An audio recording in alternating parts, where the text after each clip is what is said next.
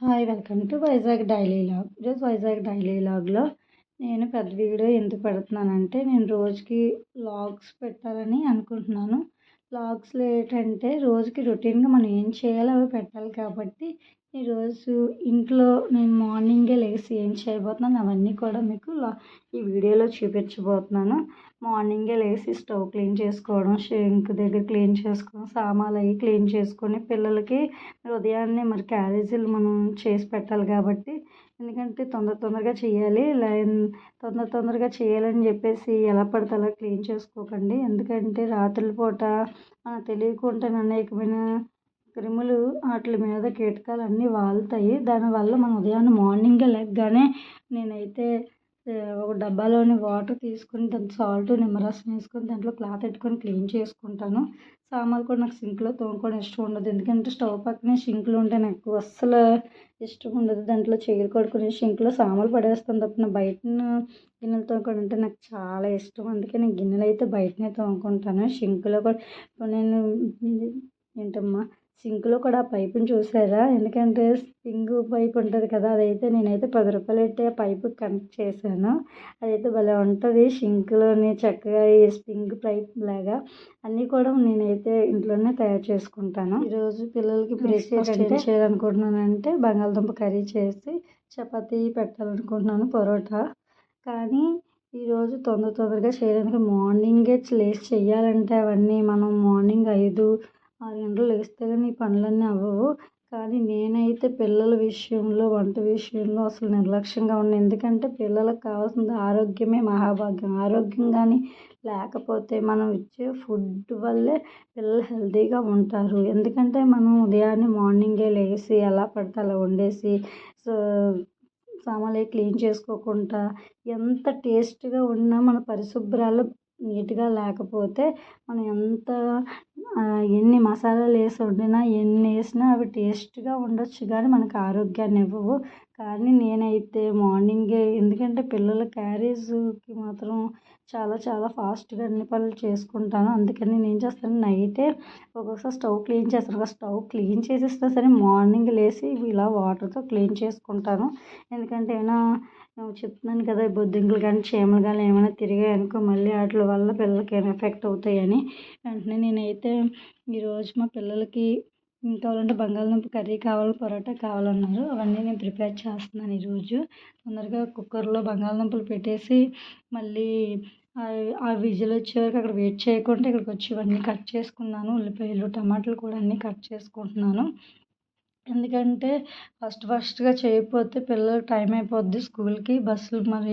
బస్సులు కూడా ఇప్పుడు చాలా రేర్గా దొరుకుతున్నాయి. ఎందుకంటే ఇది ఆడవాళ్ళకి ఫ్రీ నుంచి బస్సులు కాలేజ్ పిల్లలకి కానీ స్కూల్ పిల్లలకి కానీ చాలా ఇబ్బంది అయిపోతుంది. దానివల్ల పిల్లలకి స్కూల్కి వెళ్ళేటప్పుడు కాలేజ్ నుంచి వచ్చేటప్పుడు కూడా ఇబ్బందిగా ఉంది కాబట్టి మా పిల్లలు అయితే తొందరగా క్యారేజ్ కట్టమని గోల పెడతారు. దానివల్ల ఏం చేస్తానంటే గబగబా చేసేస్తాను పనులు అయితే. ఎందుకంటే మన పిల్లలకి మన ఇంట్లో పెట్టుకున్న ఆహారం అయితే మనకి ఏ భయం ఉండదు. బయటని ఏ ఆహారం కొన్నా ఏ ఆహారం పెట్టినా మనకు భయం ఉంటుంది. ఎందుకంటే వాళ్ళు ఎలా తయారు చేస్తున్నారు కూడా. ఎందుకంటే మనం కొంచెం తయారు చేసుకోవడానికి మనం ఇంత ఇబ్బంది పడుతున్నాము. కానీ అదే మనకి అందులో ఏదైనా చిన్నది కనిపిస్తే పారేస్తాం. ఎందుకంటే ఒకప్పుడు నేను ఒకసారి పరోటా చేశాను. పరోటా చేసినప్పుడు కొంచెం పిండి తక్కువైతే ఆ పిండి కోసం నేను పక్కింటి వాళ్ళు ఆ పిండి అడిగాను అనమాట. అడిగినప్పుడు నేను ఏం చేశానంటే బాగానే ఉంటుంది కదని జల్లించుకుంటూ వేసాను లాస్ట్లో. కానీ అది ఎప్పుడు కనిపించిందంటే పామేటప్పుడు చిన్న పురుగులు కనిపించాయి. ఆ పురుగులు కనిపించేటప్పుడు నాకైతే ఈ పిండి అన్నీ చేస్తాం టేస్ట్గా వచ్చింది. ఆ అట్లు పామేటప్పుడు ఆ పురుగులు కనిపించాయి.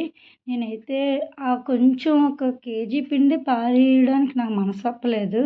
కానీ అలాంటప్పుడు మరి హోటల్లో కానీ బయట అమ్మేవాళ్ళు కానీ చూడండి ఏమైనా పురుగులు అవి ఉంటే వాళ్ళు పారేయరు కదండి. ఎందుకంటే వాళ్ళు నష్టపోవడానికి ఇష్టపడరు.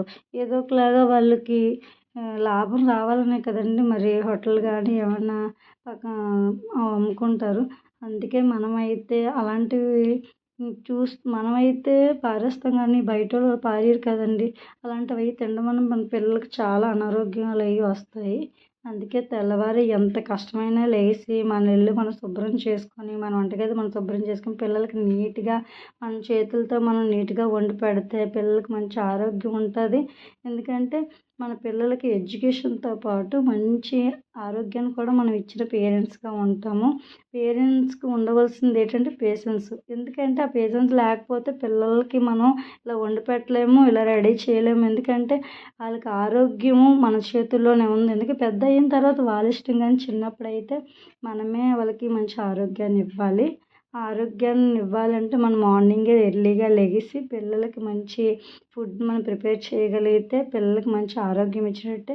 ఎందుకంటే వాళ్ళు బయట ఫుడ్కి అలవాటు పడ్డారంటే మన ఫుడ్లు తినడానికి ఇష్టపడరు. ఎందుకంటే వాళ్ళు టేస్ట్ల కోసం ఏవైనా వేస్తారు. నైట్ ఫుడ్ చాలా నేను దగ్గర చూశాను. నైట్ అన్నీ కూడా వేడి చేసి ఇవ్వడం, దానివల్ల మనకి చాలా ఇన్ఫెక్షన్లు అన్నీ వస్తాయి, ఫుడ్ ఇన్ఫెక్షన్లు.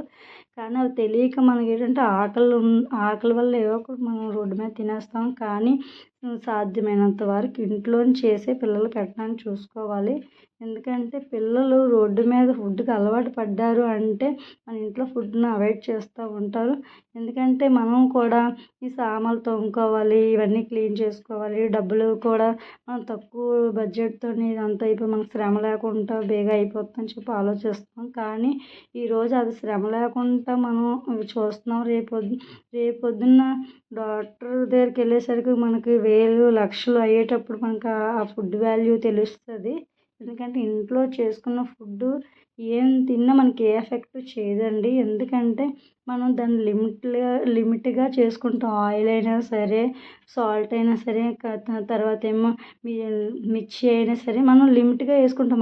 మన బాడీకి ఎంత పడుతుందో అంతవరకే వేసుకుంటాం. అలా అయితే అలా కాదు కదండి. నమ్ముకున్న వాళ్ళు అలా ఇష్టమైనట్టు వేస్తారు కాబట్టి మన బాడీ దానికి సహకరించదు. దానివల్ల మనకి అనారోగ్యం కూడా రావడానికి ఎక్కువ అవకాశాలు ఉంటాయి. బయట ఫుడ్ ఫస్ట్ తల్లిదండ్రులకు మనం ముందర అవాయిడ్ చేయాలి. ఉంటాను. Thank you.